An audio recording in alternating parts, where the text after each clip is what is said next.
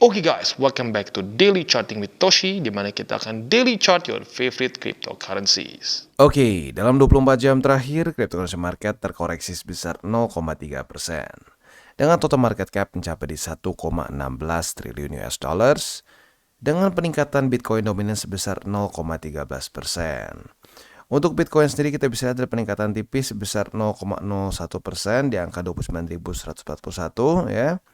Untuk Ethereum terjadi koreksi sebesar 0,34% di angka 1833.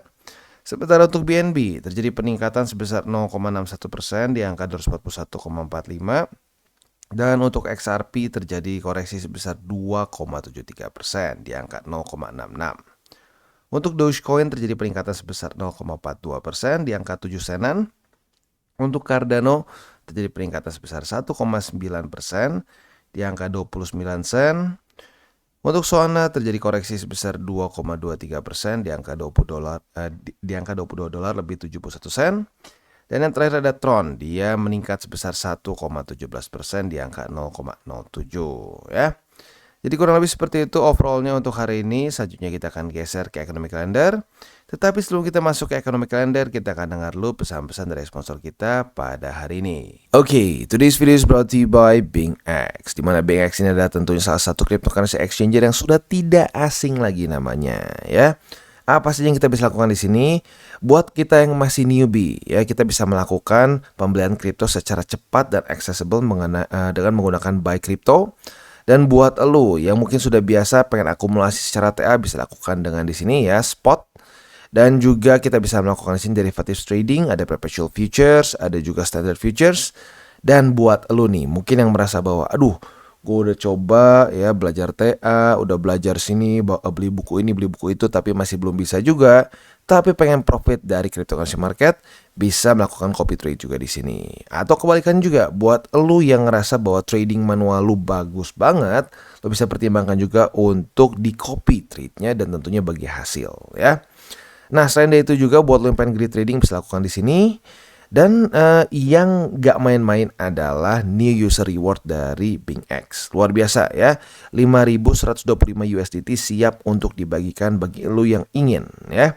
Nah, di sini untuk KYC saja lu bisa mendapatkan $20 dan seterusnya ya. Ada juga sampai 5.000 USDT trial fund yang lu bisa pakai ya. Dan selain itu juga BingX Indonesia sedang mengadakan Trade to Win campaign, di mana kita bisa memenangkan MacBook Air 2023, iPhone Pro Max dan banyak lagi ya. Bagaimana cara ikutannya kita bahas di sini. Jadi apa saja yang kita bisa menangkan?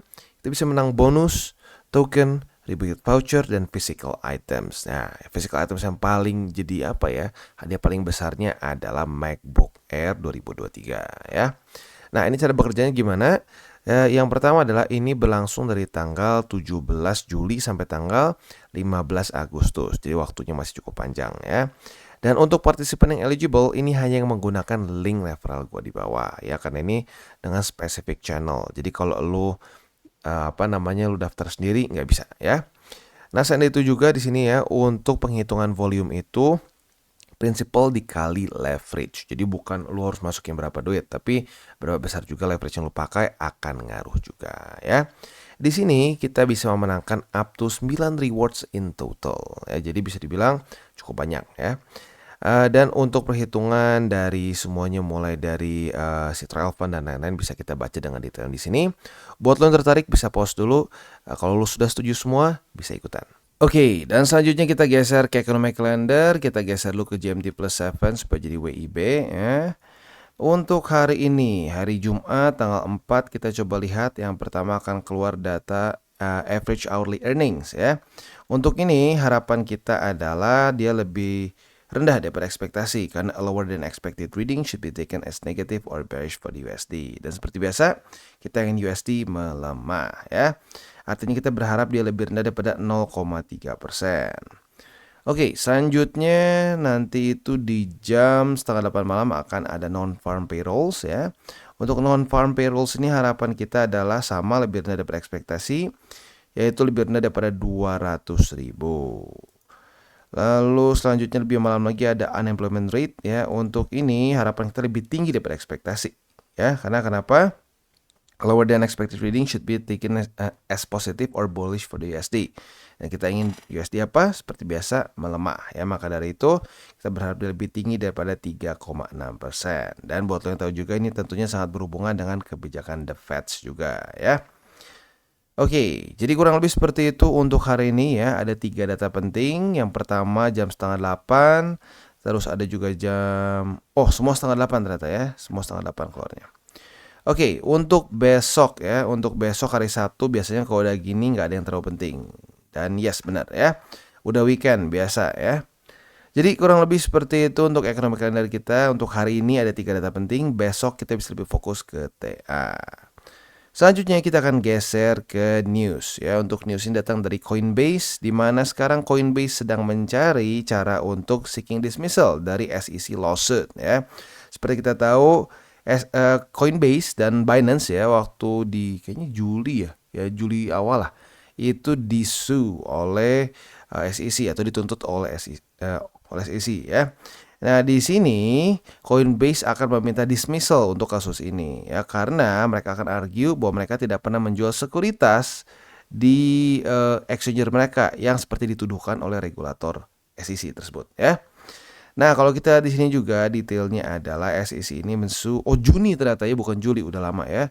Juni tanggal 6, di mana dia menuduh Coinbase ya telah menjual unregistered securities dan juga dia beroperated sebagai unregistered securities exchange menurut dia ya. Nah, tetapi menurut dari Coinbase adalah SEC ini nggak punya regulatory authority over crypto exchanges ya, dan juga nggak pernah suggested Coinbase untuk mendapatkan requirement untuk register dan mendeclare Coinbase registration statement efektif di 2021 ya. Jadi intinya gini deh kasarnya tuh, dia itu kan suatu perusahaan yang sudah IPO ya. Ini suatu bursa kripto gitu ya, exchange kripto. Nah, itu pasti sudah dicek oleh SEC. Lah, kau kemarin boleh IPO, itu yang pertama. Yang kedua, Coinbase ini sudah beberapa kali minta regulation clarity dari SEC. Tapi SEC nggak pernah ngasih gitu. Dia bilang, oh enggak, kita belum ada. Sekarang tiba-tiba, boom, diserang gitu ya. Tiba-tiba langsung disue. Nah, gini, kita bandingkan dengan beberapa regulator lain ya. Kalau buat lu sudah sering dengerin DJWT, kemungkinan besar sudah tahu ya. Kita bandingkan dengan di UK, di Inggris ya. Mereka buat dulu aturannya. Lalu crypto exchangers itu dikasih kesempatan beberapa bulan ya, kalau seingat gue setengah tahun untuk comply. Kalau setengah tahun belum comply juga sama aturan yang mereka buat, nah baru kena sanksi begitu. Dan gak harus semua harus menunjukkan minimal sudah ada perubahan gitu. Kebayang gak sih dibandingin sama di US sekarang, aturannya aja mereka masih bingung karena belum ada gitu, belum ada regulasi yang clear. Tapi mereka udah menuntut exchangers. Jadi aneh ya. Dan ternyata buat lu yang ngikutin lagi di CWT, kemungkinan besar juga sudah tahu ya. Tujuan utamanya ternyata adalah minta uang, UUD gitu ya. Dia minta uang ke Joe Biden. Dia minta anggarannya diperbesar karena mereka ingin berburu orang-orang kripto gitu jadinya. Ya, kacau lah ya. Ya, kemungkinan besar kalau sampai SEC nggak diganti nih si chairman-nya ya, ini Amrik bisa kehilangan besar ya dalam market kripto gitu. Dan selain itu juga kalau kita tahu ya, di sini ada statement yang sering conflicting dari SEC Chairman Gary Gensler ya, tentang statusnya dari Ethereum begitu ya. Nah, waktu itu di Maret ya di Senate hearing dia menyatakan bahwa Ethereum adalah komoditi ya. Tetapi baru-baru ini dia menyatakan bahwa semua kripto kecuali Bitcoin itu masuknya sekuritas. Jadi chairman-nya aja bingung, Ethereum ini komoditi atau bukan, yang mana yang sekuritas, mana yang bukan. Jadi ya lagi-lagi ini seperti witch hunt ya, tujuannya ingin mencari uang, mencari anggaran dari negara. Really bad ya. Semoga saja di sini Coinbase menang dan membuat si membuat si Gary Gensler terlihat lebih buruk sehingga ada yang minta perubahan. Karena lagi-lagi menurut gue ini one of the worst chairman SEC sepanjang masa, even worse dibanding yang sebelumnya. Yang sebelumnya kan anti kripto katanya ya, menyerang XRP. Tetapi Gary Gensler bukan cuma menyerang XRP, tapi menyerang semua cryptocurrency market. gitu ya. Oke, selanjutnya kita akan geser ke analisa di Twitter. Ini sebenarnya gue bukan lebih ngomongin si TA-nya ya, tapi gue mau ngomongin mengenai ini Altisen ya. Banyak yang menyatakan bahwa wah Bitcoin stuck kok ini ya, si Bitcoin dominance tuh stuck di 50. Kemungkinan besar dia akan membuat lower low dan membuat altcoins ini ngepump gitu ya. Mungkin nggak? Ya nggak ada yang nggak mungkin. Tetapi kita ambil sekarang fakta-faktanya dulu ya. Fakta-faktanya altcoins ini sekarang sedang dibombardir dengan apa? Ya dengan ini si Gary Gensler gitu ya.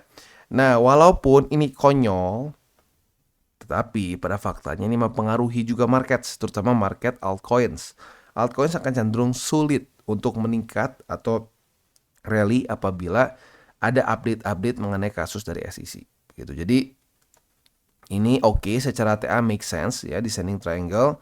Tetapi kalau SEC belum beres, ini kemungkinan besar akan membuat Bitcoin ya akan naik secara Bitcoin dominance gitu ya.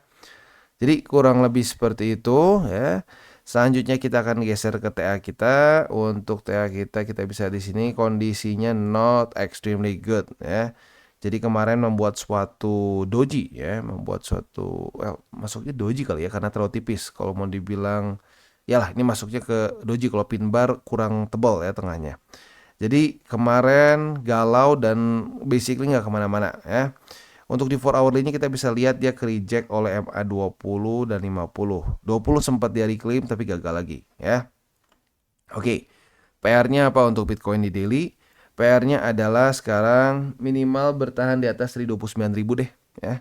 Itu kan angka bulat. Angka bulat seringkali menjadi suatu support atau resisten ya.